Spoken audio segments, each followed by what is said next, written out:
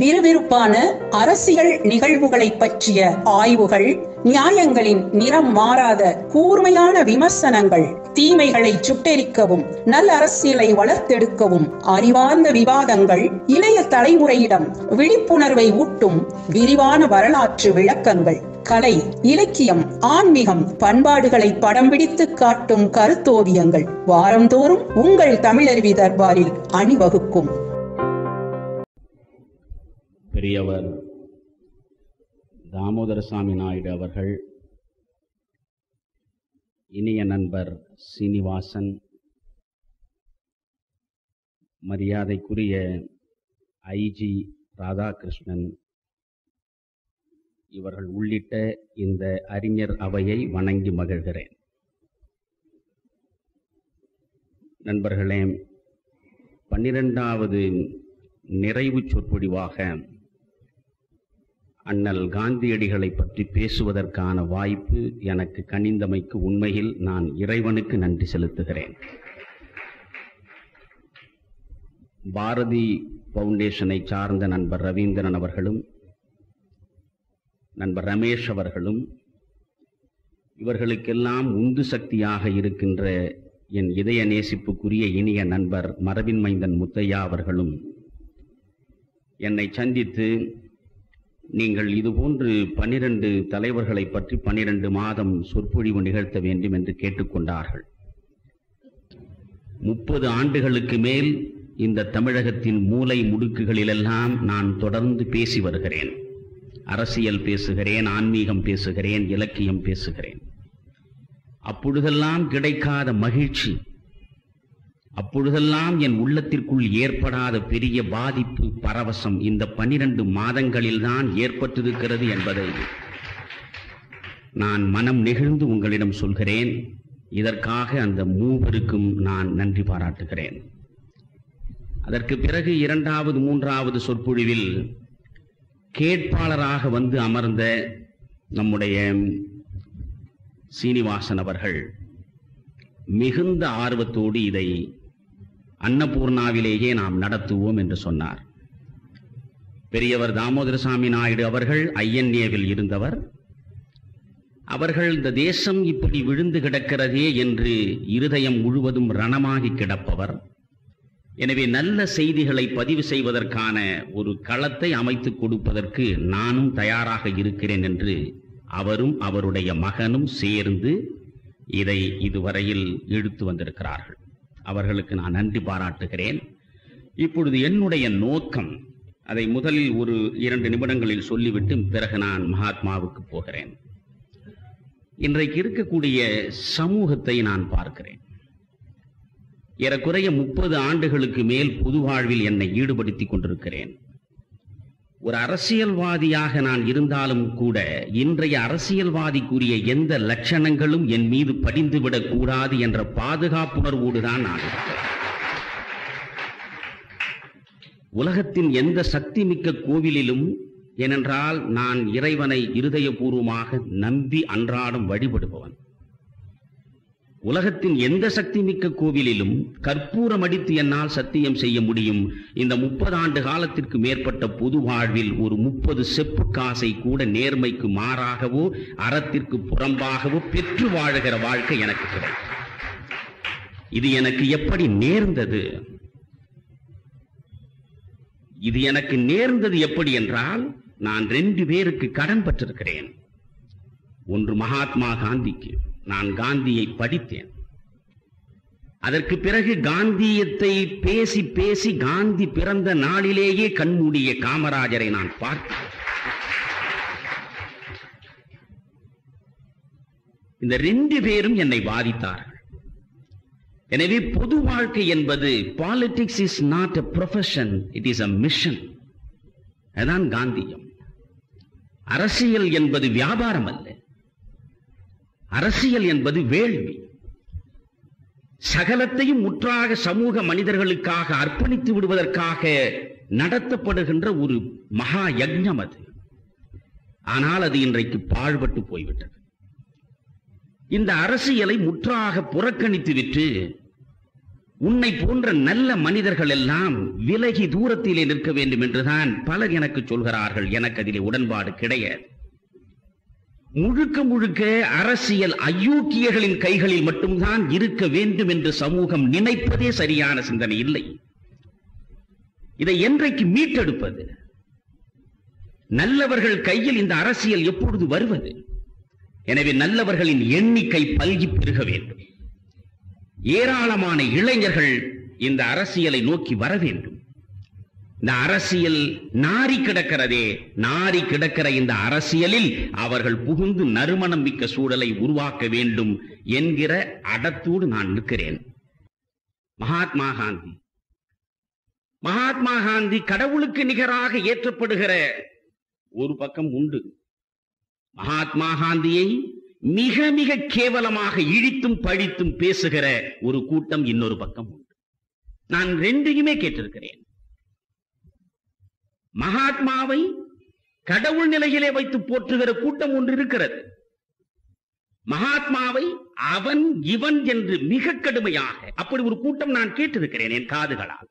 ஒரு குறிப்பிட்ட மேடையில் இழித்தும் பழித்தும் ஒரு குறிப்பிட்ட சமுதாயத்தினுடைய அழிவுக்கு இவன்தான் காரணம் என்று பேசுகிற இன்னொரு பக்கம் இருக்கிறது. ஆனால் இந்த ரெண்டு பக்கங்களுக்கும் இடையில்தான் உண்மை இருக்கிறது.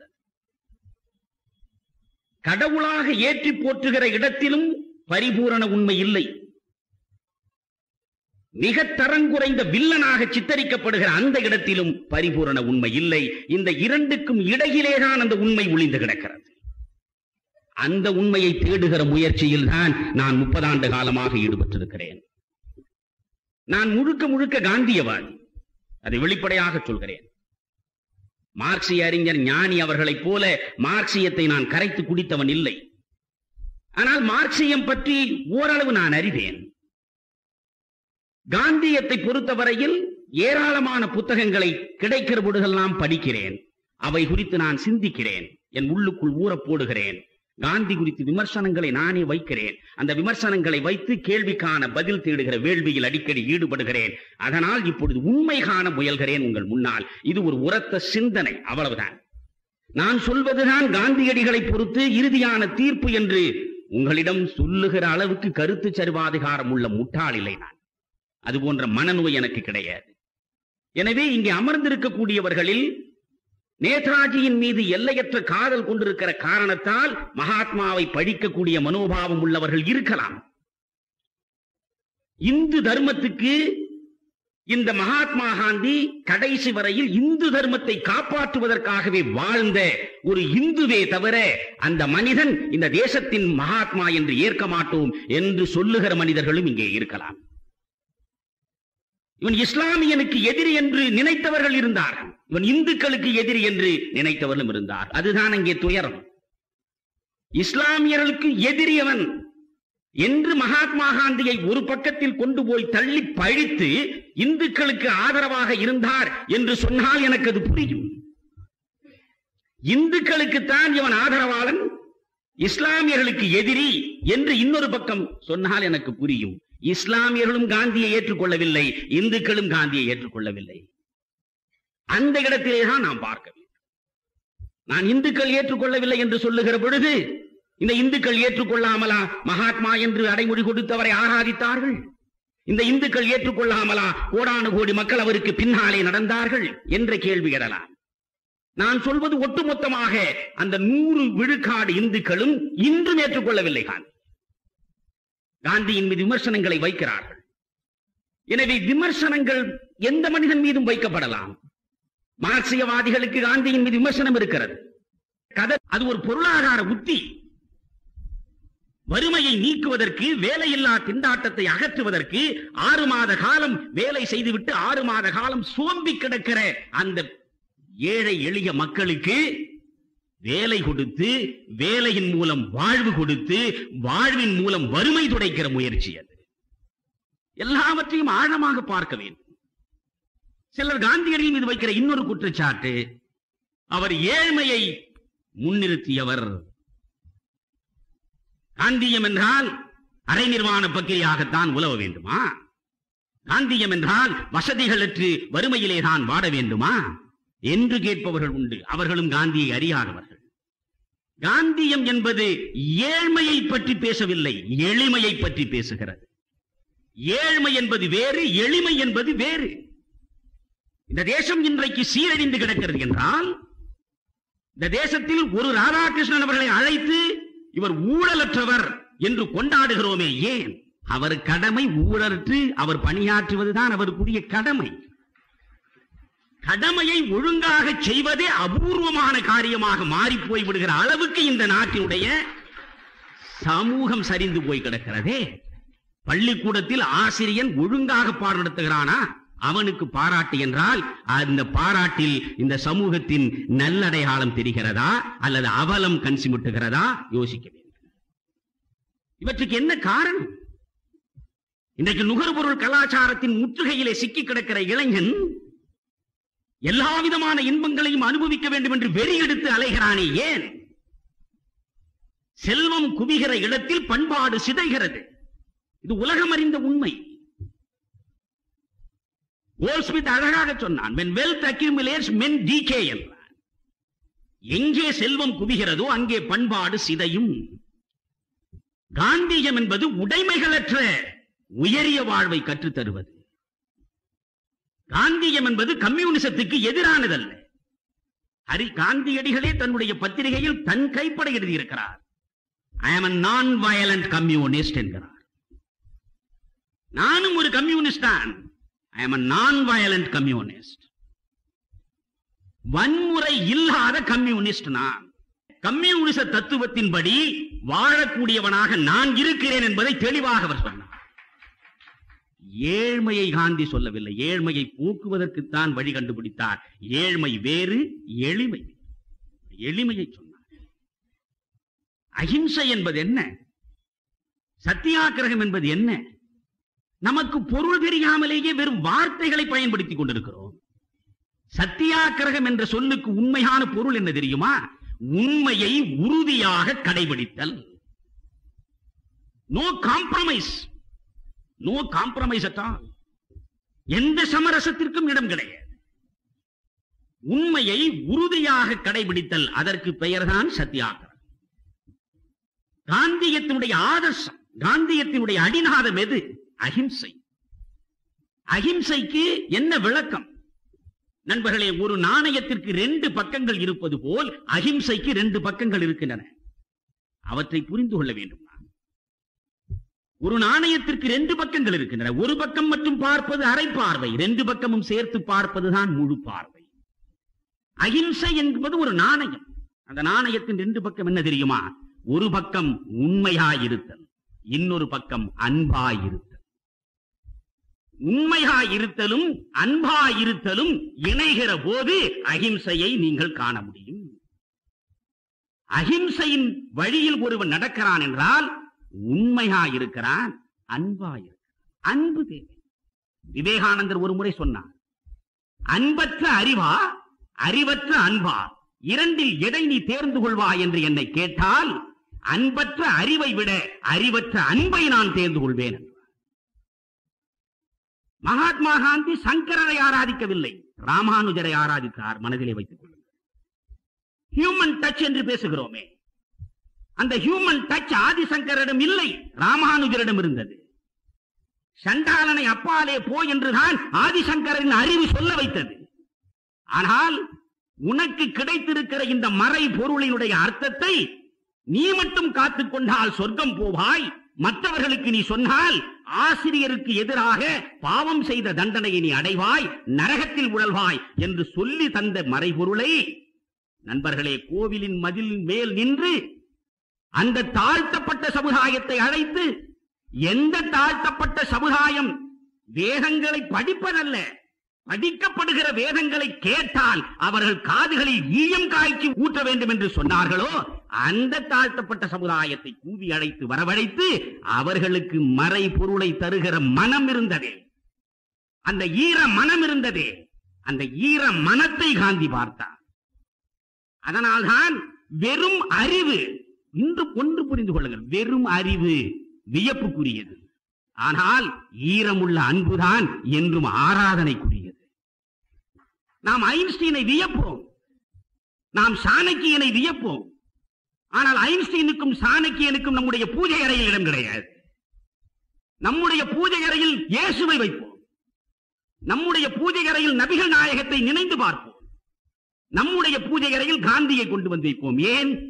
இவர்கள் அன்பிற்சிறந்தவர்கள் என்பதனாலேதான். சக மனிதர்களின் கண்ணீரை துடைக்க வேண்டும் என்று கருதுகிற உள்ளம் இருந்தது. பரதுக்கத்தை சுயதுக்கமாக ஏற்றுக்கொள்கிற நெஞ்சம் இருந்தது. அதுதான். அந்த அடிப்படையில் நீங்கள் மகாத்மாவை பார்க்க வேண்டும் நண்பர்களே.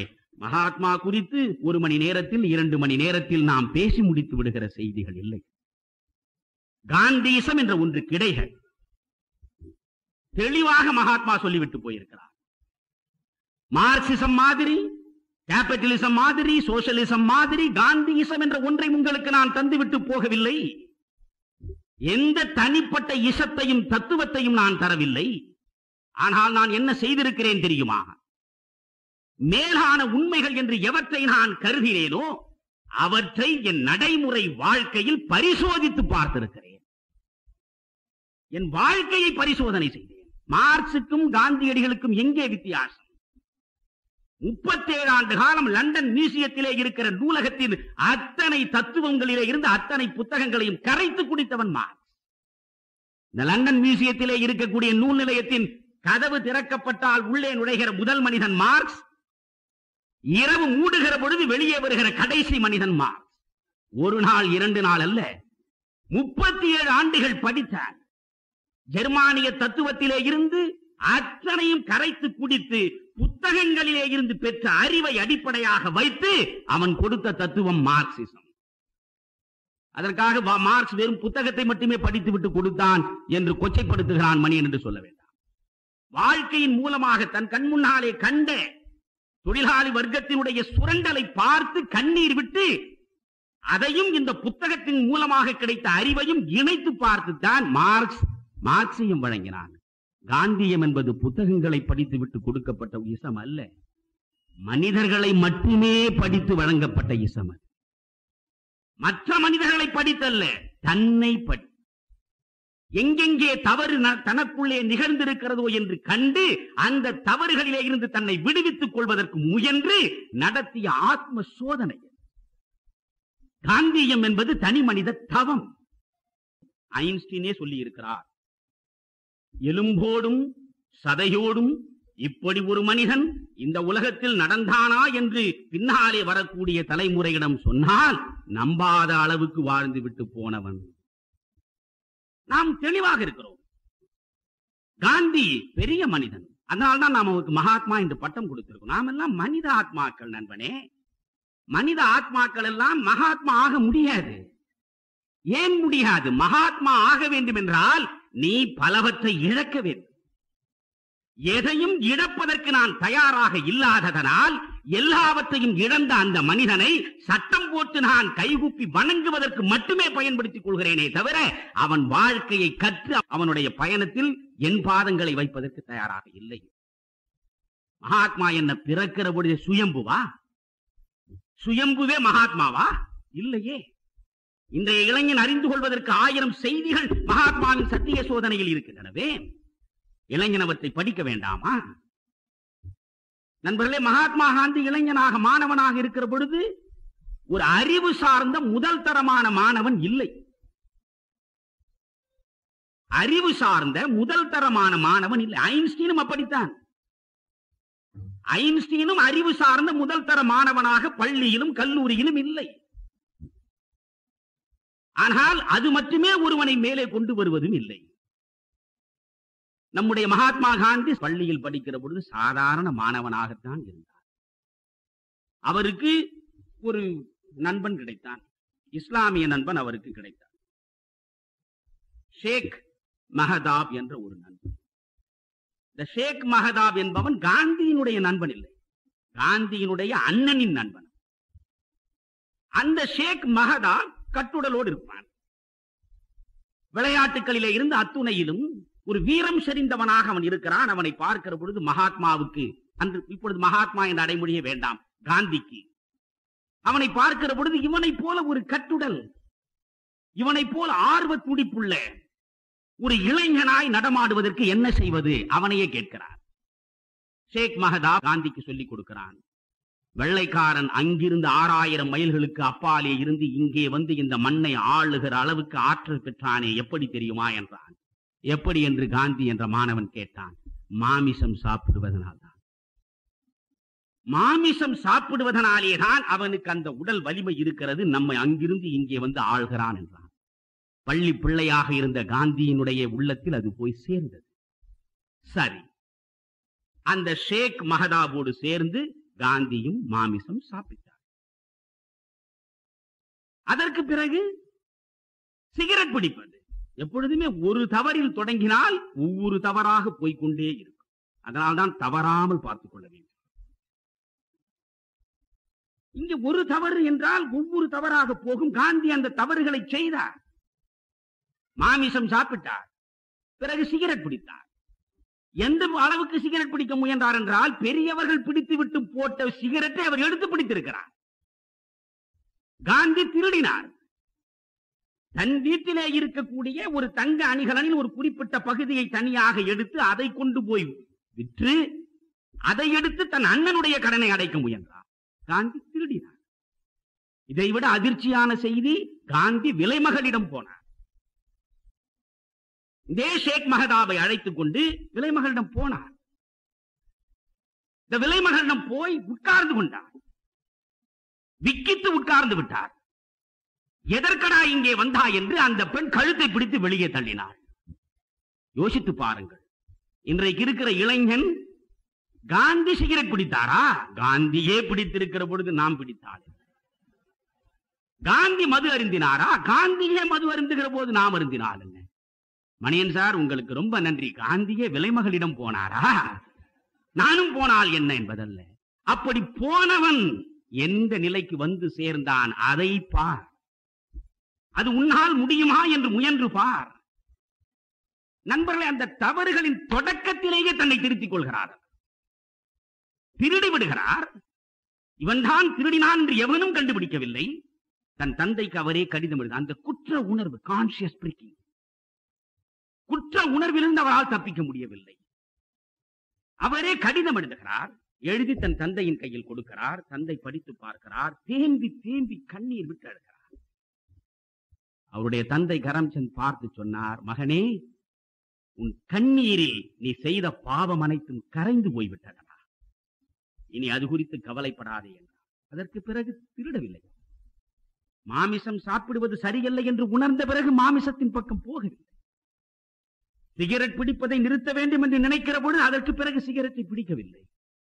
ரொம்ப சாதாரண மகனாக இருந்து முயன்று முயன்றுதான் தன்னை அவர் செதுக்கிக் கொள்கிறார். தன்னுடைய மனத்தில் படுகிற மாசு அனைத்தையும் அகற்றுகிற முயற்சியில் அவர் இளமையிலேயே ஈடுபடுகிறார். 13 வயதில் அவருக்கு திருமணம் முடிந்தது. கஸ்தூரிபாவுக்கும் அவருக்கும் சம வயது. அவருக்கும் 13 வயதுதான், இவருக்கும் 13 வயதுதான். திருமணம் முடிந்தது. அந்த 13 வயதிலேயே அந்த இளமையில் காமம், அந்த உணர்வுகள் அதிகமாக எழுந்து அதற்கு அவர் ஆட்படுகிறார். எந்த அளவுக்கு அந்த காம உணர்ச்சி அவரை ஆக்கிரமித்துக் கொண்டது, புலன் நுகர்வு அவரை எந்த அளவுக்கு இழுத்துக் கொண்டு போனது என்பதற்கு ஒரே சான்று, சாகர வரை அவர் நினைந்து வருந்தினார். தன்னுடைய தந்தை மரணப்படுக்கையில் இருக்கிற பொழுது அவருக்கு பணியாற்றுவதற்கு அமர்ந்திருக்கிற நிலையில் கைகள் தந்தையினுடைய கால்களை அழுத்திக் கொண்டிருந்தாலும் மனம் என்னவோ கஸ்தூரிபாயை தான் பற்றி கொண்டிருந்தது. அவருடைய சிற்றப்பன் வந்து, இதுவரை நீ பணி செய்தது போதும், நீ போய் ஓய்வெடுத்துக் கொள் என்று சொன்னதும் இறைவனே கொடுத்த வரம் போல் கருதி அங்கிருந்து விலகி கஸ்தூரிபாயிடம் வருகிறார். காந்தி சொல்கிறார், காந்தியடிகள் தன்னுடைய தந்தையையும் தாயையும் எல்லையற்று நேசித்தார். எல்லையற்று நேசித்த தன்னுடைய தந்தை மரணத்தின் பிடியில் இருக்கிற பொழுது நான் என் மனைவியோடு படுக்கையை பகிர்ந்து கொண்டேன். அந்த நேரத்தில் தான் என் தந்தை கடைசியில் கண்களை மூடுகிற பொழுது பக்கத்தில் இருந்து கூட பார்க்க முடியாத பாவியானே. அந்த அளவுக்கு புலன் நுகர்வு அவருக்கு இருந்தது. அதற்கு பிறகு தென்னாப்பிரிக்காவில் அவரே முடிவெடுத்தார். தன் மனைவி இருக்கிற பொழுதே பிரம்மச்சரியம் பூணுவது என்று முடிவெடுத்தார். ஏன் பிரம்மச்சரியம் பூண வேண்டும்? அதற்கு சொல்கிறார் அவர், காமத்தையும் கடவுளையும் ஒரே நேரத்தில் ஒருவனாலே அடைய முடியாது. காமத்தையும் கடவுளையும் ஒரே நேரத்தில் ஒருவன் அடைய முடியும். ஒரு பக்கம் காமம், ஒரு பக்கம் கடவுள் என்கிற கதையே கிடையாது. எனவே கடவுளை நான் அடைய வேண்டும் என்றால், கடவுளை பற்றிய சிந்தனை எனக்கு வர வேண்டும் என்றால், கடவுளை நான் அடைவதற்கு எது வழி? அதுதான் காந்தி. காந்தி இந்து. காந்தியடிகள் செத்த பொழுது உலகத்தில் உள்ள அத்தனை தலைவர்களும் இரங்கல் செய்து கொடுத்தார்கள். ஆனால் காந்தியடிகள் செத்த பொழுதும் காந்தியடிகள் மீது மாறாத வன்மம் கொண்டிருந்த ஜின்னா என்ன செய்து கொடுத்தான் தெரியுமா? ஒரு நல்ல ஹிந்து செத்து போனான் என்றான். இந்தியாவினுடைய தலைவன் செத்து போனதாக சொல்லவில்லை, மகாத்மா செத்து போனதாக சொல்லவில்லை, ஒரு நல்ல இந்து செத்து போனான் என்றார். ஜின்னா கடைசி வரை மகாத்மாவை இந்துவாக மற்றும் இந்துக்களின் நலன்களுக்காக பாடுபட்ட மனிதனாக மட்டும் பார்த்தார். ஆனால் மகாத்மாவின் மதம் அது அல்ல. மகாத்மாவை தெளிவாக சொல்கிறார், my religion has no geographical limits. My religion has no geographical limits. பூகோள எல்லைக்குள்ளே நீங்கள் கோடு போட்டு என்னுடைய மதத்தை நீங்கள் நிறுத்திவிட முடியாது. My religion is based on truth and non-violence. என் மதம் எது தெரியுமா? உண்மையும் அஹிம்சையும் தான். My religion is based on truth and non-violence. My religion forbids me to hate anybody. எவனையும் பகையாக பார்க்காதபடி என்னை பண்படுத்துவதுதான் நான் நெஞ்சுக்குள்ளே நேர்ந்து கொண்ட மதம். Religion is not for separating people, it is to bind them என்றார் Gandhi. Religion is not for separating people, it is to bind them. மனிதர்களை பேதப்படுத்தவும் பிளவுபடுத்தவும் உருவெடுத்ததல்ல மதம். பிரிந்து கிடக்கிற, பிளவுண்டு கிடக்கிற மனித மனங்களை இணைப்பதற்காக உருவெடுத்தது தானடா மதம். அதுதான் என் மதம் என்றார். இன்னொரு இடத்தில் மிக அழகாக சொன்னார், என் சமயம் எது தெரியுமா? கதியற்றவர்களுக்கு தொண்டு செய்வதுதான் என் சமயம் என்று சொன்னவர் மகாத்மா. மனிதனுக்கு தொண்டு செய்வதன் மூலமாகத்தான் கடவுளை நீ காண முடியும் என்று நினைந்து இறுதி வரை அதிலேயே நின்ற மனிதன் மகாத்மா. எனவே இந்த சாதாரண காந்தி, படிப்பில் பின்தங்கி கிடந்த காந்தி, ஆங்கில மீடியத்தில் ஆங்கிலத்தில் படிப்பதற்கு ரொம்பவும் திக்கி திணறி தவித்த காந்தி, தன் தந்தையின் மரணத்திற்கு பிறகு அவர் மெட்ரிகுலேஷன் தேறி பிறகு கல்லூரியில் சேர்ந்து அதற்கு பிறகு தந்தை போர்பந்தரில் திவானாக இருந்தது போல் நீயும் ஒரு பெரிய அரசு பதவியில் இருக்க வேண்டும் என்றால் நீ லண்டனுக்கு போய் பாரிஸ்டராக திரும்பி வந்தால் நல்லது என்று ஒரு குடும்ப நண்பர் ஆலோசனை சொன்னார். அதை நெஞ்சில் ஏற்றுக்கொண்டு அந்த குடும்பம் கடன்பட்டு அவரை அனுப்பி வைத்தது. எல்லாருக்கும் தெரிந்த செய்திதான். 3 வரங்களை அவருடைய அன்னை புத்லிபாய் கேட்டார். மகனே, நீ கடல் கடந்து செல்கிறாய், மது அருந்தாதே, மாமிசத்தை உண்ணாதே, மாதர் பக்கம் பார்வையை திருப்பாதே. இந்த 3லும் நெறியோடு அங்கே இருந்து விட்டுத்தான் வந்தார். நீங்கள் காந்தியினுடைய அந்த பரிணாமத்தை பார்க்க வேண்டும். லண்டனிலே போய் இருக்கிற போது கூட நண்பர்களே, லண்டனில் அவர் படிக்க செல்கிற பொழுது அவர் இந்த தேசத்தினுடைய அடிமை தளத்தை அறுத்தெறிய வேண்டும் என்ற தாகத்தோடும் தவிப்போடும் இருந்தார் என்று சொன்னால் அது போய். வெள்ளையனுக்கு எதிராக ஒரு வேள்வி நடத்த வேண்டும் என்ற எண்ணத்தோடு எங்கிருந்து அவர் போனார் என்பது போய். போனவர் மேல்நாட்டு உடையை தான் உடுத்திக் கொண்டார். அங்கே இருக்கிற ஐரோப்பிய மக்கள் எப்படி நடை உடை பாவனைகளில் இருக்கிறார்களோ அப்படியே தானும் இருக்க வேண்டும் என்று முயன்று பார்த்தார். பால்ரூம் டான்ஸ் கூட ஆடுவதற்கு முயன்றிருக்கிறார். அவர் பால்ரூம் டான்ஸ் ஆடுவதற்கு முயன்றிருக்கிறார். சரளமாக ஆங்கிலத்தில் பேசுவதற்காக ஸ்போக்கன் இங்கிலீஷ் என்று இப்படி சொல்லிக் கொண்டிருக்கிறோமே, அதில் போய் சேர்ந்திருக்கிறார். பிரெஞ்சு படிப்பதற்கு முனைந்திருக்கிறார். நாடு குறித்து ஒன்றும் அவர் கவலைப்படவில்லை. இங்கிருந்து ஒரு சாதாரண மாணவனாக போனார், படித்தார், பாரிஸ்டராக திரும்பி வந்தார். அவருடைய அண்ணன் தந்தை இழந்த குடும்பம் அது, தமையன் தான் காப்பாற்றுகிறான். சரி, இனிமேல் நம்முடைய தம்பி பாரிஸ்டராக வந்து விட்டான், இந்த குடும்பத்தை அவனுடைய திறமையின் மூலமாக ஒரு நல்ல வழக்கறிஞனாக இருந்து கோடி கோடியாக சம்பாதித்து காப்பாற்றப் போகிறான் என்ற கனவுகளோடு இருக்கிறான். அப்பொழுதெல்லாம் கடல் கடந்து ஒரு வைதீக இந்து வெளியே போகக்கூடாது. அப்படி போனால் அந்த சமுதாயத்திலிருந்தே அவரை தள்ளி வைத்து விடுவார். காந்தி வந்ததும் முதலில் அவருடைய அண்ணன் அவரை அழைத்துக் கொண்டு நாசிக் சென்று நதியிலே மூழ்கச் செய்து அந்த பாவத்திலிருந்து அவர் விடுவிக்கிறார். அதில் காந்திக்கு உடன்பாடு கிடையாது. மகாத்மா ஒரு முறை தெளிவாக சொல்லி இருக்கிறார், நான் முழுக்க முழுக்க சமயவாதிதான். மதத்திலிருந்து என்னை பிரித்து பார்ப்பதற்கு யாராலும் முடியாது. மதத்திலிருந்து நான் ஒரே ஒரு நொடி கூட பிரிந்து நிற்கவும் முடியாது என்றார்.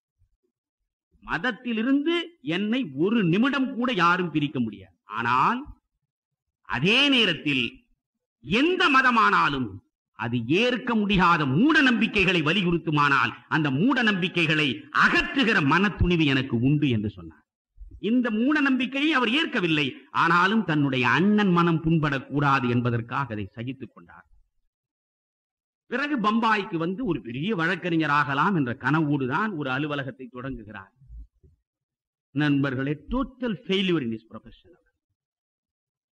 ஒரு வழக்கறிஞராக வந்து உட்கார்கிறார். அவர் பாரிஸ்டராக படித்து விட்டு வந்தார். இந்தியாவிலே இருக்கிற சட்டங்கள் பற்றி போதிய ஞானம் அவருக்கு இல்லை. வழக்கறிஞராக தொழில் பார்த்த மகாத்மாவை விட வழக்கறிஞர்களை கடுமையாக விமர்சித்தவர் இந்த மண்ணில் இன்னொருவன் பிறக்க வேண்டும். இனி இந்த தேசத்தை கெடுத்தவர்களே வழக்கறிஞர்கள் தான். நான் சொல்லவில்லை, மகாத்மா சொன்னார். வெள்ளையர் ஆதிக்கம் இந்த மண்ணில் நிலை பெறுவதற்கு வழி வகைகளை செய்தவர்கள், வழி கதவங்களை திறந்தவர்கள், அவர்கள் இங்கே நிலை பெற்று வாழ்வதற்கான சகல விதங்களிலும் உதவியா இருந்தவர்கள் இந்த வழக்கறிஞர்கள் தான். அவர் குற்றம் சாட்டுகிறார். நானும் வழக்கறிஞனாக இருக்க வேண்டும் என்றுதான் ஒரு 2 ஆண்டு காலம் சென்னை உயர் நீதிமன்றத்தில் போய் பணியாற்ற முனைந்தேன். என் மனோபாவத்திற்கு அது சரிப்பட்டு வராது என்று தெரிந்த அடுத்த கணமே ஞானம் கனிந்த நிலையில் அந்த கருப்பு கவுனிலிருந்து எல்லாவற்றையும் அங்கிருந்து கொண்டு வந்து வீசி எறிந்ததுதான். அந்த பக்கமே போகவில்லை. அதற்கென்று ஒரு தனி மனம் வேண்டும். இடைத்தரகர்களை பயன்படுத்தி வழக்குகளை பெறுவதற்கு காந்தி விரும்பாததனால் காந்தியை நோக்கி ஒருவனும் வரவில்லை, ஒரு ஆளும் வரவில்லை. கடை விரித்தார், கொள்வார் இல்லை. ஆனால் கட்டுவதற்கு மனம் இல்லை. காரணம், குடும்பம் இருக்கிறது, வயிறு இருக்கிறது, வாழ்வு இருக்கிறது. முயன்று பார்க்கிறார். இறுதியில் அவருக்கு ஒரு வழக்கு கிடைத்தது. அது கூட எங்க ஹைகோர்ட்டில் அல்ல, ஸ்மால் காசஸ் கோர்ட். ரொம்ப சாதாரணமான சின்ன சின்ன வழக்குகள், பெட்டி கேசஸ் வருகிற ஸ்மால் காசஸ் கோர்ட்டில் ஒரு வழக்கு கிடைத்தது. அந்த வழக்கில் இவர் ஆஜராக போனார். அந்த வழக்கில் ஆஜராகிற வழக்கறிஞராக போய் நின்ற மகாத்மாவுக்கு குறுக்கு விசாரணை செய்யவே வாயிலிருந்து வார்த்தை வரவில்லை, ஒன்றும் வரவில்லை. வேறு வழி இல்லாமல் அந்த வழக்கிலிருந்து தன்னை விடுவித்துக் கொண்டு வாங்கிய ஊதியத்தை திரும்பவும் அவனிடமே கொடுத்து விட்டு வந்துவிட்டார். இத்தோடு நாம் நீதிமன்றம் போவதில்லை என்று ஒரு முடிவெடுக்கிறார் காந்தி. அன்றைக்கு இருந்த காந்தி அவ்வளவுதான். அந்த காந்தி தான் எப்படி வந்தார் என்பது சரித்திரம். அதற்கு பிறகு இனி இந்த தொழிலில் நாம் ஈடுபட்டு நம் குடும்ப வறுமையை போக்க முடியாது என்ற புரிதலுக்கு பின்னால் ஆசிரியனாக இருக்க வேண்டும் என்று ஆசைப்படுகிறார். காந்திக்கு எப்பொழுதும் ஒரு ஆசை, ஆசிரியனாக இருப்பது, மற்றவர்களுக்கு அறிவுறுத்துவது. அது கடைசி வரை இருந்தது அவருக்கு. எனவே ஆசிரியர் தொழில் செய்ய வேண்டும் என்று கருதினார். ஆசிரியராக இருப்பதற்கு முயன்றார். ஆனால் ஆசிரியருக்குரிய பல்கலைக்கழக படிப்பை அவர் படிக்காத காரணத்தால் அவரை வைத்துக் கொள்ள முடியாது என்று நிர்வாகம் வெளியே அனுப்பி விடுகிறது. வேறு வழி இல்லாத காந்தி, இந்த இளைஞன் தெரிந்து கொள்ள வேண்டிய செய்தி, இந்த தேசத்தின் கோடானு கோடி மக்களை தன் பார்வையினாலேயே திருப்பிய அந்த மாபெரும் மனிதன் தன்னுடைய தொழிலில் தோற்று போய் திரும்ப ராஜ்கோட் போய் சேர்ந்து, ராஜ்கோட்டில் barrister Mahatma Gandhi, barrister MK Gandhi என்ன செய்தார் தெரியுமா? பெட்டிஷன் எழுதுகிற மனிதனாக உட்கார்ந்தார். இன்றைக்கு மரத்தடியில் உட்கார்ந்து கொண்டு விண்ணப்பம் எழுதி கொடுப்பானே, அந்த வேலையைத்தான் செய்தார். பெட்டிஷன் எழுதுகிற, டிராப்ட் போடுகிற வேலையை செய்து கொடுத்து அதில் கிடைக்கிற குறைந்தபட்ச ஊதியத்தை வைத்துக் கொண்டு அந்த குடும்பம் நடந்தது. இதுதான் காந்தியினுடைய கடந்த காலம், இளமை காலம். இந்த நிலையிலேதான் தென்னாப்பிரிக்காவில் அதிகமான பிசினஸ் இன்ட்ரெஸ்டோடு இருந்த ஒரு முஸ்லிம் நிறுவனம் அதற்கு அங்கே போய் ஓராண்டு காலம் இருப்பதற்கு ஒரு வழக்கறிஞனை தேடியது. ஓராண்டு காலம் இங்கே விட்டுவிட்டு அங்கே செல்லுகிற அளவுக்கு ஒரு வழக்கறிஞன் தேவைப்பட்டால் அந்த வழக்கறிஞன் ஓட்டுகிற வழக்கறிஞனாகத்தான் இருக்க வேண்டும். ஆள் கிடைக்கவில்லை. அப்படி கிடைத்த ஆள் தான் காந்தி. அப்படி கிடைத்தவர் தான். சரி, காந்திக்கு என்று ஒரு குறிப்பிட்ட சன்மானம் தருவது என்று சொல்லி அவர் அனுப்புகிறது. அப்பொழுது அவர்கள் சொன்ன தொகை காந்திக்கு கனவாய் விரிந்தது. ஆஹா, இனி நம்முடைய குடும்பம் பிழைத்துக் கொள்ளும் என்றுதான் இங்கிருந்து தென்னாப்பிரிக்காவுக்கு தன்னுடைய 24வது வயதில் அவர் புறப்பட்டார். இதுவரை அவர் மகாத்மா இல்லை. இதுவரை தேசத்தின் அடிமை தலையை அறுத்தெறிவதற்காக புறப்பட்ட யுகபுருஷன் இல்லை, சாதாரண மனிதன். அவர் போனார், தென்னாப்பிரிக்காவுக்குள் போனார். 1915 தான் அவர் திரும்புகிறார். 1914 புறப்பட்டு லண்டனுக்கு போய்விட்டு 1915 இந்தியா திரும்புகிறார். 24 வயதில் அவர் போனார். ஏறக்குறைய 21 ஆண்டு காலம் தென்னாப்பிரிக்காவிலே தான் அவர் இருந்தார். 45 வயதிலே தான் இந்த இந்திய அரசியலுக்குள்ளே அவர் கால் எடுத்து வைத்தார். காந்திய யுகம் பிறந்தது. தென்னாப்பிரிக்காவுக்கு போனார். தென்னாப்பிரிக்காவில் செய்த எல்லாவற்றையும் சொல்லிக் கொண்டிருந்தால் தனித்தனியாக நாம் காலட்சேபம் நடத்துவது போல் கதை சொல்லிக் கொண்டிருக்க வேண்டும். அங்கே என்ன நிகழ்ந்தது? தனக்கு நேர்ந்த அவமானம் அவருடைய கண்ணை திறந்தது. இங்கிருந்து போனார். அங்கே இருக்கிற வழக்கறிஞருக்கு உதவியாளராகத்தான் இவர் போனார். இவர் போய் வழக்கு நடத்துபவராக அல்ல, வழக்கறிஞருக்கு உதவி செய்கிற சட்டம் பயின்ற ஒரு பாரிஸ்டர் போனார். கோர்ட்டுக்கு போகிற பொழுது அப்பொழுது அவர் தலையில் டர்பன் அணிந்து கொண்டிருப்பார். டர்பனோடு உள்ளே போனார். அங்கே கோர்ட்டில் இருந்த நீதிபதி சொன்னார், டர்பன் அணிந்து கொண்டு இங்கே வரக்கூடாது, தலையில் உள்ள டர்பனை அப்புறப்படுத்து என்றார். இந்த டர்பனை அப்புறப்படுத்தி விட்டு இங்கே இருக்க நான் விரும்பவில்லை என்று சொல்லிவிட்டு வெளியேறி விடுகிறார் காந்தி. வெளியேறிய பிறகு தனி மனித உரிமைகளுக்கு இந்த தென்னாப்பிரிக்க மண்ணில் இடமில்லையா? ஒரு டர்பன் அணிந்து கொண்டு உள்ளே போவது என்னுடைய தனிப்பட்ட உரிமை. இந்த உரிமை கூட இல்லாமல் இது என்ன மண் என்று கேட்டு ஒரு கட்டுரையை அவர் பத்திரிகைகளில் எழுதி அனுப்புகிறார். பத்திரிகை வெளியிடுகிறது. பத்திரிகைகள் வெளியே வந்த பிறகே தென்னாப்பிரிக்காவில் இந்த டர்பன் நேட்டால் என்கிற அந்த பகுதியில் நடந்து கொண்டிருந்த அரசு நிர்வாகம் என்ன முடிவுக்கு வருகிறது? காந்தியை பற்றி இஸ் அன்வெல்கம் விசிட்டர், விரும்பத்தகாத ஒரு விருந்தாளி இங்கே வந்திருக்கிறான், இவனை நாம் பார்த்துக் கொள்ள வேண்டும் என்று முடிவெடுக்கிறது. ஒரு அன்வெல்கம் விசிட்டராகத்தான் அவர் முதலில் போனார். அப்பொழுதும் தன்னுடைய டர்பனை கழட்ட சொன்னான். அதனால் அதை எதிர்த்தவர் விமர்சனம் செய்தாரே தவிர தென்னாப்பிரிக்காவிலே இருக்க நிற வெறியை எதிர்ப்பதற்காகவோ இந்தியர்களுக்கு கருப்பு நிறத்தை இந்தியர்களுக்கு குரல் கொடுப்பதற்காகவோ அப்பொழுதும் அவர் முயலவில்லை. பிறகு இந்த வழக்கு தொடர்பாக அவர் இங்கிருந்து புறப்படுகிறார். டிரான்ஸ்வாலுக்கு அவர் ரயிலிலே புறப்படுகிறார். அப்படி அவர் புறப்படுகிற பொழுது மாரிட்ஸ்பர்க் என்கிற ரயில் நிலையம், அது நேட்டாளுடைய தலைநகரம்.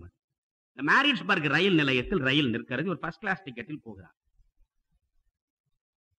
போன பொழுது அந்த ரயில் நிலையத்தில் ஒரு வெள்ளைக்காரன் உள்ளே ஏறினான். ஏறியவன் பார்த்தான், எனக்கு எதிரே ஒரு கருப்பனா, கருப்பன் முதல் வகுப்பில் பயணிப்பதா? அவனால் அதை தாங்கிக் கொள்ள முடியவில்லை. ரயில்வே நிர்வாகத்தை அழைத்தான். முதலில் இந்த கருப்பனை இங்கே இருந்து வெளியே அகற்று என்று கட்டளையிட்டான்.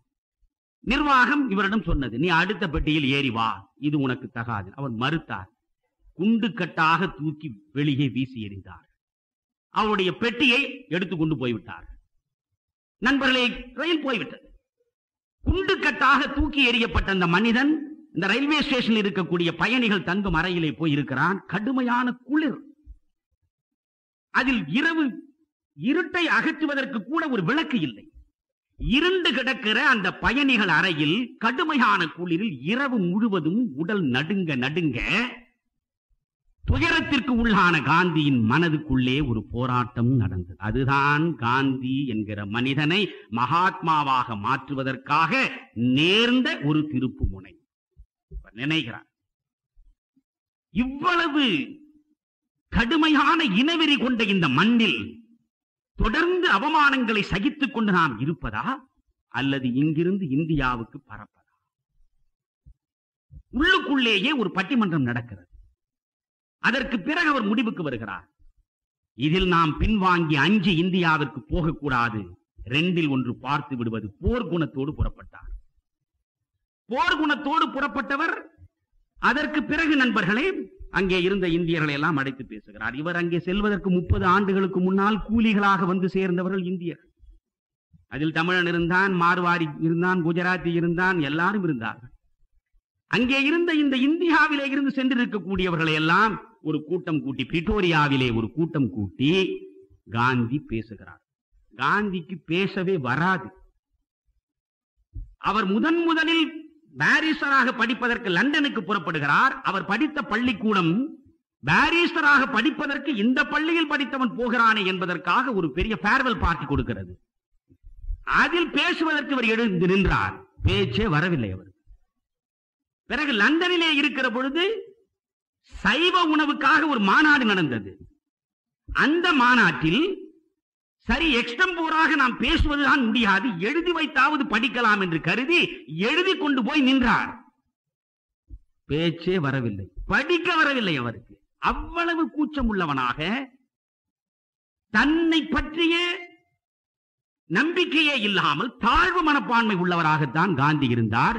இன்று அவர் இந்த பிரிட்டோரியாவில் இந்தியர்களை இப்படி உட்கார வைத்துக் கொண்டு பேசுகிறார். பேச்சு மடை திறந்த வெள்ளமாய் வந்தது. அதுதான் பாரதி சொன்னான், உள்ளத்தில் உண்மை ஒளி உண்டாயின் வாக்கினிலே ஒளி. உள்ளத்தில் உண்மை ஒளி இருக்க வேண்டும். எப்பொழுதுமே கிளாரிட்டியின் தாட் இருந்தால்தான் கிளாரிட்டியின் ஸ்பீச் வரும். சிந்தனையில் தெளிவு இருந்தால்தான் பேச்சிலே தெளிவு இருக்கும். பேசுகிற பொழுதே இதை சொன்னால் இவன் நோவானோ, இதை சொன்னால் இது நேருமோ என்று நினைந்து பேசினால் பேச்சு வர. எனவே அதுவரையில் தயக்கம் இருந்தது, இப்பொழுது தயக்கம் இல்லை. உள்ளுக்குள்ளே ஒரு ஆன்ம ஒளி பிறந்தது, துணிவு வந்து சேர்ந்தது. இந்தியர்கள் பிரச்சனைகளை பேசுகிறார். இந்தியர்கள் அத்துணை பேரும் ஒன்றாக சேர்ந்து பாடுபட வேண்டும் என்று சொல்கிறார். அதற்கு பிறகு ஒரு அமைப்பு உருவாகிறது. இந்த நிலையில் நண்பர்களே, இவர் வந்த இந்த வழக்கு சம்பந்தமாக வந்த வேலை, அவர் 3 மாதத்திற்காக வந்தவர். வேலையும் முடிந்தது. முடிந்த பிறகு அவர் இந்தியாவிற்கு திரும்புவதற்கு பிரிவுபச்சார விழாவும் நடக்கிறது.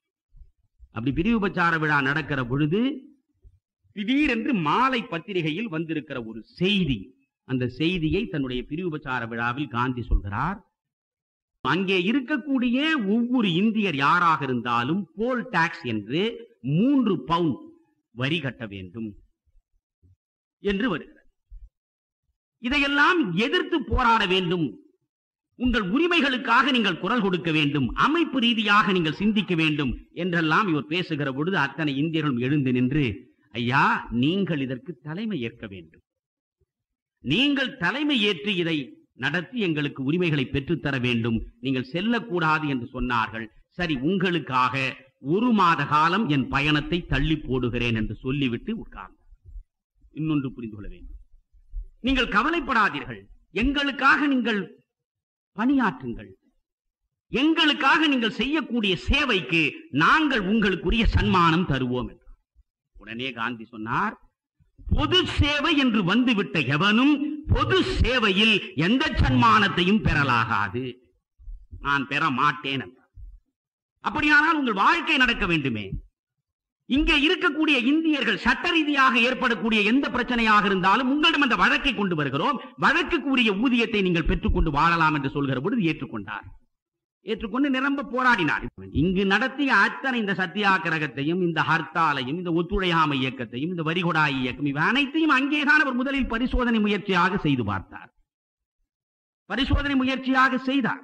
அங்கு எந்த அளவுக்கு கொடுமைகள் இருந்தனவென்றால், கருப்பன் அவன் ஒவ்வொருவனுக்கும் தலைக்கு 3 பவுண்ட் வரி கொடுக்க வேண்டும். ஒரு வீட்டில் 4 பேர் இருந்தால் 12 பவுண்ட் வரி கொடுக்க வேண்டும். அவன் ஊதியமே 12 பவுண்ட் கிடையாது. இப்படி ஒரு மோசமான சட்டம் அங்கே இருந்தது. அதைவிட மிக மோசமானது, ஒதுக்கப்பட்ட குறிப்பிட்ட இடத்திலேதான் இந்த இந்தியர்கள் வாழ வேண்டும், எல்லா இடங்களிலும் வாழக்கூடாது. அந்த ஒதுக்கப்பட்ட இடங்களை பார்த்தால் நண்பர்களே, அது சேரிகளை விட கேவலமாக இருந்தது. எந்த சுகாதார வசதியும் இல்லாமல் அங்கேதான் வாழ, பன்றிகளை போல் வாழ வேண்டும். அடுத்து, இரவு நேரத்தில் எந்த இந்தியனும் வீதிகளில் பர்மிட் இல்லாமல் நடக்கக்கூடாது. இவையெல்லாம் சட்டங்கள். இதைவிட மிக மோசமானது, பிறகு இந்த போராட்டம் பெரிய அளவுக்கு உக்கிரப்பட்டது. தில்லையாடி வள்ளியம்மை போன்றவர்களெல்லாம் சேர்ந்து பெண்குலமே திரண்டு எழுந்து சிறை கம்பிகளுக்கு பின்னாலே போய் இருந்தார்களே. அதற்கான அடிப்படை காரணம், எந்த இந்துவாக இருந்தாலும், யாருக்கு திருமணம் நிகழ்ந்தாலும் கிறித்துவ சட்டப்படிதான் அவர்கள் திருமணம் செய்து கொள்ள வேண்டும்.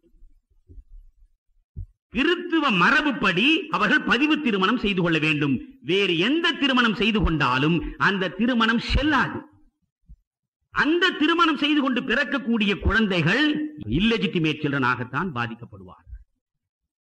எனவே சட்டத்திற்கு புறம்பாக பெண் மக்களையே அவமானப்படுத்துகிற அளவுக்கு இழிவுகள் வந்து விடுகிற பொழுது அவற்றை எதிர்த்து போராடுவதற்கு அந்த கூட்டம் புறப்பட்டது. ஒவ்வொருவனும் ரிஜிஸ்டர் செய்ய வேண்டும். அவனுடைய பெயரை ரிஜிஸ்ட்ரேஷன் ஆக்ட் என்று ஒன்று கொண்டு வந்தது அந்த அரசு. நீங்கள் ரிஜிஸ்டர் செய்ய வேண்டும், உங்கள் பெயரை கொடுக்க வேண்டும். பெயரை எழுதிவிட்டு உங்களுடைய கட்டை விரலில் நீங்கள் அங்கே வந்து முத்திரை வைக்க வேண்டும். இதைவிட கேவலம் ஒன்றுமில்லை. இது நாய்க்கு பட்டை போடுவது போல, இது நாய்ப்பட்டை சட்டம் என்றே காந்தி சொன்னார். இந்த நாய்ப்பட்டை சட்டத்தை எதிர்த்து நாம் அனைவரும் போராட வேண்டும் என்று சொன்னார். அப்படி போராட வேண்டும் என்று சொல்லுகிற பொழுதே இந்த சாத்வீக நான் வயலன்ட் நான் கோஆபரேஷன் இது எப்படி அவருக்குள்ளே நிகழ்ந்தது என்பதையும் நீங்கள் பார்க்க வேண்டும். நண்பர்களே, ஒன்று சொல்கிறேன், நான் அடிக்கடி சொல்லுவேன், நல்ல புத்தகம் தான் நல்ல மனிதனை உருவாக்கும். நல்ல புத்தகங்களை நீங்கள் தேடி படிக்க வேண்டும். ரஸ்கின் தான் மகாத்மாவினுடைய சிந்தனையை செதுக்கியவர். சர்வோதயம் காணுவதற்கு அடிப்படை வகுத்து கொடுத்தவர். ரஸ்கினை அவன் செதுக்கினான். கார்லைலுடைய பாஸ்ட் அண்ட் பிரசன்டும் பிளாட்டோவுடைய டயலாக்கும் தான் ஒரு ரஸ்கினை உருவாக்கியது. இந்த ரெண்டும் தான் எனக்கு ஃபுட் ஃபார் தாட் என்று ரஸ்கின் சொல்கிறார். கார்லைலுடைய பாஸ்ட் அண்ட் பிரசன்டையும் பிளாட்டோவுடைய டயலாகையும் படித்து ஒரு ரஸ்கின் சிந்தனையை உருவாக்கிக் கொள்கிறார். அந்த ரஸ்கினுடைய அன் டு திஸ் லாஸ்டையும் டால்ஸ்டாயினுடைய படைப்புகளையும் தோரேவினுடைய எஸ்ஸேஸ் ஆன் சிவில் டிசோபீடியன்ஸையும் படித்துத்தான் காந்தி உருவானார். ஒரு முறை அவர் ஜோஹன்னஸ்பர்க்கிலிருந்து டர்பனுக்கு புறப்படுகிறார். அவருடைய நெருங்கிய நண்பராக தென்னாப்பிரிக்காவில் இருக்கிற வரையில் அவருடைய வழக்கரமாக திகழ்ந்த வெள்ளைக்காரர் போலக், ஹென்றி போலக். இந்த ஹென்றி போலக் ஒரு புத்தகத்தை கொண்டு வந்து கொடுத்தார். இங்கிருந்து 24 மணி நேரம் நீங்கள் ரயில் பயணம் செய்ய வேண்டும். இந்த 24 மணி நேர ரயில் பயணத்தை பயனுள்ளதாக நீங்கள் ஆக்கிக் கொள்வதற்கு இந்த புத்தகத்தை நீங்கள் படித்துக் கொண்டு செல்லுங்கள் என்றார். ஒரு சின்ன புத்தகம் தான் அது. நன் டு திஸ் லாஸ்ட் நீங்கள் படித்திருக்க வேண்டும். காந்தி அதை குஜராத்தியில் மொழிபெயர்த்தார். சர்வோதயம் என்ற பெயரில் அவர்தான் மொழிபெயர்த்தார். இந்த புத்தகத்தை அவர் படிக்கிறார். இந்த புத்தகம்தான் அவரை செதுக்கியது. சமூக நேயம், சத்தியம், மனிதர்பால் செலுத்துகிற அன்பு அனைத்தையும் ரஸ்கினிடமிருந்துதான் பெற்றதாக காந்தி சொல்கிறார். அந்த பாதிப்பு அவருக்கு வந்து சேர்ந்தது. அதற்கு பிறகு தோரேவினுடைய எஸ்ஸேஸ் ஆன் சிவில் டிசோபீடியன்ஸை படித்தார். இவர் தன்னுடைய போராட்டத்தை கூட முதலில் தொடங்குகிறது பாசிவ் ரெசிஸ்டன்ஸ் என்றுதான் சொன்னார். அதை எதிர்ப்பது, அமைதியான முறையில் எதிர்ப்பது, சாத்வீக மறியல். பாசிவ் ரெசிஸ்டன்ஸ் என்பதை பிறகு அவர் சிவில் டிசோபீடியன்ஸ் என்று கொண்டு வந்ததே தோரேவை படித்த பிறகுதான். அதற்கு பிறகு இன்னும் கொஞ்சம் சிந்தித்து அதை சத்தியாகிரகம் என்று கொண்டு வந்தார். எனவே இந்த சத்தியாகிரகம் நான் வயலண்ட் நான் கோஆபரேஷன் நடந்தது. சிறையில் தள்ளப்பட்டார். கடுமையான கொடுமைகள் நடந்தன. மகாத்மா காந்தி சாதாரணமாக முதலில் வெறுங்காவல் கைதியாக உள்ளே போனவர் ஜெனரல் ஸ்மட் அவரை உள்ளே தூக்கி போட்டான். அந்த கட்டம் முடிந்த பிறகு வெளியே வந்து மீண்டும் போராட்டம் வேகப்படுகிற பொழுது அவரை 9 மாதம் மிக மோசமான கிரிமினல்களுக்கு நடுவே கொண்டு போய் 3 அடிக்கு 6 அடி அறையிலே உட்கார வைத்தான். அதிலே ஒரு ஜூலு அவருடைய நெற்றியிலேயே ஒரு குத்து விட்டு சுவற்றிலே தலையை அடித்து, அன்றைக்கு காந்தி செத்து போயிருப்பார். என்றால் ஜூலு கலகத்துக்கும் நீங்கள் காந்தி, எனக்கு ஒரு விஷயத்தில் எனக்கு நெருடல் உண்டு. இந்த போயர் யுத்தம் நடந்தது, ஜூலு கலகம், இதையெல்லாம் இப்பொழுது விரிவாக சொல்லிக் கொண்டிருக்க நேரமில்லை, நீங்கள் படிக்க வேண்டும். போயர்கள் எப்படி இங்கிருந்து போன கருப்பர்கள் இந்தியர்கள் கேவலப்பட்டார்களோ, அதற்காக காந்தி இருந்தாரோ போராடுவதற்கு, அவர்கள் அந்த மண்ணின் மைந்தர்கள். இந்த மண்ணின் மைந்தர்களாக இருந்தவர்களை சுரண்டியது வெள்ளை ஆதிக்கம். அதை எதிர்த்தவர்கள் அவர்கள். ஆனால் அந்த போயர்கள் கிளர்ந்து எழுகிற பொழுது அவர்களுக்கு எதிராக காட்டுமிராண்டி தாக்குதலை பிரிட்டிஷ் அரசு நடத்தியது. தென்னாப்பிரிக்காவிலே இருந்த அவருடைய ஏஜென்ட்டுகள் நடத்தினார்கள். ஆனால் அந்த ஏஜென்ட்டுகளுக்கு ஆதரவாகத்தான் இவர் ஒரு படையை உருவாக்கினார், இந்தியன் ஆம்புலன்ஸ் கார்ப்ஸ் என்று. போயர் யுத்தத்தில் போயர்களுக்கு எதிராகத்தான் காந்தி நின்றார். ஜூலுக்கள் கலகத்தில் ஜூலுக்களுக்கு எதிராகத்தான் காந்தி நின்றார். காரணம் என்னவென்றால், பிரிட்டிஷ் பேரரசின் பிரஜை தான் என்று அவர் நினைத்தார். நீங்கள் அந்த காந்தியினுடைய முரண்பாடை பார்க்க வேண்டும். நான் ஒரு பிரிட்டிஷ் குடிமகன், பிரிட்டிஷ் குடிமகனாக இருக்கிற நான் பிரிட்டிஷ் அரசின் நலன்களை பாதுகாக்க கடமைப்பட்டவன். எனவே பிரிட்டிஷ் அரசினுடைய நலனுக்கு எதிராக இருப்பவர்கள் யாராக இருந்தாலும் அந்த பக்கம் நியாயமே இருந்தாலும் கூட இவர் அந்த நியாயத்தின் பக்கம் நிற்கவில்லை. இவர் பிரிட்டிஷ் அரசுக்கு எதிரானவர்கள். இவர் முழுக்க முழுக்க ஒரு பிரிட்டிஷ் விசுவாசி காந்தி. அதற்கு 2 சாட்சி என்னாலே சொல்ல முடியும். 1897 விக்டோரியா மகாராணி பேரரசியினுடைய வைர விழா நடக்கிறது. அதற்கு அந்த நேரத்தில் மகாத்மா காந்தி அவருக்கு ஒரு தந்தி கொடுக்கிறார். We are proud to think that we are your subjects. We are proud to think that we are your subjects. உங்களுடைய பிரிட்டிஷ் குடிமகனாக இருப்பதை நினைப்பதிலேயே பெருமைப்படுகிறோம் நாம் என்றுதான் விக்டோரியா மகாராணிக்கு தந்தி கொடுத்தவர் காந்தி. அதே விக்டோரியா மகாராணி 1901 செத்து விடுகிற பொழுது இங்கிருந்து ஒரு இரங்கல் செய்தி தந்தியாக கொடுக்கிறார். Bewailing the empire's loss in the death of the greatest and most loved sovereign on earth. பூமியிலேயே மிக அதிகமாக நேசிக்கப்பட்ட மரியாதைக்குரிய பிரிட்டிஷ் பேரரசியின் மறைவு குறித்து நான் இதயம் நொந்து இறங்குகிறேன் என்று இரங்கல் செய்தி கொடுத்தவர் அவர். மனிதர்களுடைய உரிமைகளை பாதுகாக்கக்கூடிய ஒரு நல்ல அரசியல் அமைப்பை பிரிட்டிஷ் அரசு தந்ததாக கருதியவர் காந்தி. அந்த காந்தி இப்பொழுது சிறைக்குள்ளே போனார். இந்த ஜூலுக்களுக்கு இவர் எதிராக இருந்தார். ஜூலுக்களுக்கு எதிராக இருந்தார், போயர்களுக்கு எதிராக இருந்தார் என்றால் இவர் 1000 பேரை திரட்டிக் கொண்டு இந்த இந்தியன் ஆம்புலன்ஸ் கார்ப்ஸை ஆரம்பித்தாரே, அவர்களை வைத்துக் கொண்டு சண்டை போட்டார் என்றல்ல. சண்டை போட்டு விழுந்தவர்களை, செஞ்சிலுவை சங்கம் மாதிரி சண்டை போட்டு விழுந்தவர்களை கொண்டு வந்து அவர்களுடைய காயங்களுக்கு மருந்து போடுகிற வேலையைத்தான் காந்தி 2 கிளர்ச்சிகளிலும் செய்தார். ஆனாலும் பிரிட்டிஷ் பேரரசுக்கு ஆதரவாக அவர் நடவடிக்கை இருந்ததனால் போயர்களும் சூலுக்களும் அவரை எதிர்த்தார்கள். இப்பொழுது சிறைக்குள்ளே சூலுக்கள் இருக்கிறார்கள். காந்தியை பார்க்கிற பொழுது வெறி கிளர்ந்து எழுகிறது. அடித்து நொறுக்கி சாகர அளவுக்கு கொண்டு வந்தார்கள், பிழைத்தார்கள். ஜெனரல் ஸ்மார்ட் இவன் சிறையிலே 9 மாசம் உள்ளே போட்டான். அப்பொழுது உள்ளே இருக்கின்ற பொழுது ஏதாவது தொழில் செய்ய வேண்டும், வெறும் காவல் தண்டனை அல்ல. என்ன தொழில் செய்வது என்று கேட்கிற பொழுது செருப்பு தைக்கும் தொழிலை நான் செய்ய விரும்புகிறேன் என்று சொல்லி அந்த தொழிலை அவர் கற்றுக்கொள்கிறார். கற்றுக்கொண்ட காந்தி அழகாக நேர்த்தியாக மிகுந்த கவனம் செலுத்தி 2 காலணிகள் செய்தார். 2 காலணிகள் அவரே தன் கையால் செய்தார். பிறகு 1914 தென்னாப்பிரிக்காவிலே இருந்து நிரந்தரமாக விடைபெற்றுக் கொண்டு இந்தியா நோக்கி வருகிற பொழுது இந்த ஜெனரல் ஸ்மட்டை சந்தித்து அவனிடம் இந்த 2 காலணியையும் கொடுத்தான். அவன் பார்த்தான், ஏன் என்னிடம் கொண்டு வந்து, நீங்கள் சிறையில் வைத்ததனால் உங்களுடைய. பொழுது காந்தி யுகத்தின் 2வது பகுதி. என்னுடைய நோக்கம் வெறும் காந்தியின் வாழ்க்கையை பேசுவதல்ல, காந்தியம் பேசுவது. எனவே இறுதியாக நான் காந்தியம் குறித்து நான் என்ன புரிதலோடு காந்தியத்தை பார்க்கிறேனோ அதை உங்களுக்கு சொல்ல வேண்டும் என்று ஆசைப்படுகிறேன். 1915 காந்தி இந்தியாவுக்கு வந்தார். நண்பர்களே, இடையிலேயே அவர் 2 முறை வந்து போயிருக்கிறார். முதல் முறை வந்து 3 ஆண்டு காலம் தென்னாப்பிரிக்காவில் இருந்து விட்டு இனி நீண்ட காலம் நாம் இங்கே இருந்தாக வேண்டும், நம்முடைய பணி நடந்தாக வேண்டும். அவர் உருவாக்கிய பீனிக்ஸ் பண்ணையிலே இருந்து அவர் உருவாக்கிய டால்ஸ்டாய் பண்ணை வரையில் ஒவ்வொன்றாக சொல்லிக் கொண்டு போனால் நேரம் அதிகமாகும். மகாத்மா காந்தி தன் வாழ்நாளில் 18 முறை உண்ணாவிரதம் இருந்தார். 18 முறையில் நடைபெற்ற முதல் உண்ணாவிரதம் நண்பர்களே இந்த பீனிக்ஸ் பண்ணையில் நடந்த பாலியல் தவறு அவருடைய காதுகளில் வந்து விழுந்ததனால், பாலியல் தவறு நடந்திருக்கிறது. பீனிக்ஸ் பண்ணையில் இடம்பெற்றிருந்தவர்களுக்கு இடையே ஒரு ஆணுக்கும் பெண்ணுக்கும் இடையில் ஒரு பாலியல் தவறு நிகழ்ந்து விட்ட செய்தி வந்தது. உடனே அவர்களை தண்டிக்கவில்லை மகாத்மா. மேலான மனிதர்களை உருவாக்குவதற்காகத்தான் ரஸ்கினுடைய லட்சியத்தின் அடிப்படையில் உருவாக்கப்பட்ட பண்ணை இது. தன்னுடைய கைப்பணத்தில் 100 ஏக்கர் பாழ்பட்டு கிடந்த நிலத்தை அவர் வாங்கினார். புதர்களும் பாம்புகளும் மண்டி கிடந்த அந்த பாழ்பட்ட நிலத்தை அவர் வாங்கினார். வாங்கியதை அவர் செம்மைப்படுத்தினார். இந்த இந்தியர்களை கொண்டு போய் குடி வைத்தார். அவர்களுக்கு நிலத்தை ஒதுக்கி கொடுத்தார். அவனவன் கையால் அவனவன் உழைத்து சாப்பிட வேண்டும் என்பதை சொல்லிக் கொடுத்தார். புதிய கல்வி முறையை உருவாக்கினார். காந்திய கல்வி என்பது வேறொன்றும் இல்லை. காந்திய கல்வியை ஒரே வரியில் சொல்லலாம். காந்திய கல்வி என்பது என்ன? Education is for life, education for life, through life, through out life. அதுதான் காந்திய கல்வி.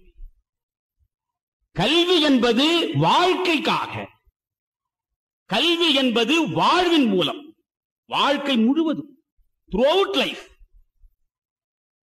அந்த கல்வி வாழ்க்கை முழுவதும், அந்த கல்வி எங்கே பெறுவாய்? உன் வாழ்க்கைக்குள்ளே தான் பெறும். Through your life. Education is for your life.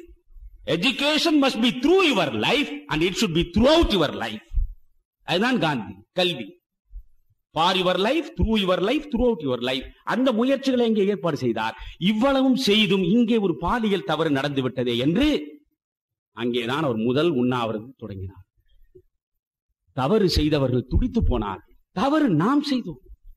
நாம் செய்த தவறுக்கு இவன் தன்னை தண்டித்துக் கொள்கிறானே. வந்து விழுந்தார்கள். குற்றங்களுக்கு பாவ மன்னிப்பு கேட்டார்கள். காந்தியடிகள் ஒரு கட்டத்தில் கிறிஸ்துவனாக மாற நினைத்தார். அது தெரியுமா உங்களுக்கு? ஜோஹன்னஸ்பர்க்கிலே அவருடைய அலுவலகம் இருந்தது. இந்த ஜோஹன்னஸ்பர்க் அலுவலகம், காந்தி என்கிற மனிதன் தென்னாப்பிரிக்காவில் நடத்திய பரிசோதனை முயற்சிகளை எல்லாம் நண்பர்களை நீங்கள் தேடி தேடி தயவு செய்து எடுத்து படியுங்கள். நான் மட்டுமே சொல்லி கேட்டுவிட்டு போக வேண்டும் என்று கருதாதீர்கள். தான் இருந்த இடத்திலே இருந்து தன்னுடைய அலுவலகத்திற்கு செல்வதற்கு 6 மைல் தூரம், காலையில் 6 மைல் தூரம் நடந்து செல்வார், மாலையில் 6 மைல் தூரம் நடந்துதான் வருவார். அங்கேயே தன் மனைவியுடைய அனுமதியோடு பிரம்மச்சரியத்தை கடைபிடிக்க தொடங்கினார். உணவு முறையில் மாற்றங்களை செய்து பார்த்தார். முதலில் உப்பில்லாமல் சாப்பிடுவது என்று முடிவு, பிறகு சர்க்கரை இல்லாமல் சாப்பிடுவது என்று முடிவெடுத்தார். அதற்கு பிறகு வேக வைக்காமல் சாப்பிடுவது என்று முடிவெடுத்தார். இப்படி கொஞ்சம் கொஞ்சமாக பல முயற்சிகளில் ஈடுபட்டு தன்னை எல்லா வகையிலும் செதுக்கிக் கொண்டவர். அங்கேதான் முதல் உண்ணாவிரதம் நடத்திவிட்டு வந்தார். 18 உண்ணாவிரதங்கள் மனதிலே வைத்துக் கொள்ளுங்கள். ஆனால் அதில் அவரை விமர்சிக்கக்கூடியவர்கள் எழுதுகிற வைக்கிற மிக முக்கியமான குற்றச்சாட்டு என்னவென்றால், இந்த 18 உண்ணாவிரதங்களையும் நீங்கள் ஆழமாக பார்த்தால், ஒன்று அரசினுடைய அநீதிக்கு எதிராக அவர் உண்ணாவிரதம் இருந்திருக்கிறார். அடுத்து இந்துக்களினுடைய அத்துமீறல்களுக்கு எதிராக அவர் உண்ணாவிரதம் இருந்திருக்கிறாரே தவிர முஸ்லிம்களுக்கு எதிராக ஒரு உண்ணாவிரதம் கூட அவர் ஒருபொழுதும் இருந்ததில்லை. இவையெல்லாம் கோட்சேவினுடைய கோபங்களுக்கான அடிப்படை காரணங்களில் ஒன்று. இந்த 18 உண்ணாவிரதத்தில் முதல் உண்ணாவிரதம் அங்கே நடந்தது. எல்லா பரிசோதனைகளும் தென்னாப்பிரிக்காவில் தான் நடந்தன. அதுதான் அவருடைய லேபரட்டரி. பிறகு இங்கே வந்தார். இடையில் வருகிற பொழுதே கல்கத்தாவில் காங்கிரஸ் மாநாடு நடக்கிறது. அது எப்படி நடக்கிறது என்று பார்க்கலாம் என்று போனார். கல்கத்தா காங்கிரஸ் மாநாட்டை பார்த்ததும் அவருக்கு அதிர்ச்சி ஏற்பட்டது. அந்த காங்கிரஸ் மாநாட்டில் கலந்து கொண்ட மாபெரும் தலைவர்களே தீண்டாமை உணர்வுக்கு இரையானவர்களாக பார்த்தார். தொண்டர்கள் மட்டுமல்ல, தலைவர்களே தீண்டாமை என்கிற மிக மோசமான சாபத்திற்கு உள்ளானவர்களை அவர் நேரடியாக சந்தித்து மனம் நொந்து போனார். சுகாதாரமே கிடையாது அந்த மாநாட்டு. மகாத்மா கல்விக்கு எவ்வளவு முக்கியத்துவம் கொடுத்தாரோ, கதருக்கு எவ்வளவு முக்கியத்துவம் கொடுத்தாரோ, நாட்டு விடுதலைக்கு எவ்வளவு முக்கியத்துவம் கொடுத்தாரோ, அதற்கு எள்ளளவும் குறையாமல் சுகாதாரமான வாழ்க்கை முறைக்கு முக்கியத்துவம் கொடுத்தார். சுதந்திரத்திற்கு கொடுத்த முக்கியத்துவத்தை சுகாதாரத்துக்கும் கொடுத்தார். பார்த்தார், பல பேரை அழைத்தார். என்னையா இவ்வளவு மோசமாக இருக்கிறதே, அவையெல்லாம் தோட்டிகள் துப்புரவு செய்ய வேண்டிய வேலை என்றுதான் எல்லாரும் சொன்னார்கள். உடனே இவர் ஒரு துடைப்பம் கடனாக கேட்டு வாங்கி தானே துப்புரவு பணியில் ஈடுபட்டார் கல்கத்தா காங்கிரஸில். அது அவர்களுக்கு அதிர்ச்சியாகவும் வியப்பாகவும் காண முடியாத காட்சியாகவும் இருந்தது. இப்பொழுது அந்த மகாத்மா வந்திருக்கிறார். இதற்கு முன்பே ஒருமுறை இங்கே வந்த பொழுது அவர் ஃபெரோஷா மேத்தா என்கிற மிதவாதிகளின் தலைவரை சந்தித்து பேசினார். இவருடைய குருவாக ஏற்றுக்கொண்ட கோபாலகிருஷ்ண கோகலேவை சந்தித்தார், திலகரை சந்தித்தார். பிறகு இவர்களை பற்றி கருத்து அவர் எழுதுகிற பொழுது சொல்கிறார், ஃபெரோஷா மேத்தாவை சந்தித்தேன், அவர் இமயமலை போன்றவர். திலகரை சந்தித்து பேசினேன், அவர் மகாசமுத்திரம் போன்றவர். கோகலேவை சந்தித்து பேசினேன், அவர்தான் என் பாவம் போக்கும் கங்கை போன்று இருந்தவர். இவருடைய பொலிட்டிக்கல் மென்டார் கோகலே தான். கோகலே என்பவர் மிதவாதி. இப்பொழுது நண்பர்களே இவர் வந்தார். வந்தவுடன் அவர் காங்கிரஸ் உடனே அவரை பெரிய தலைவராக இருகை நீட்டி ஏற்றுக்கொள்ளவில்லை.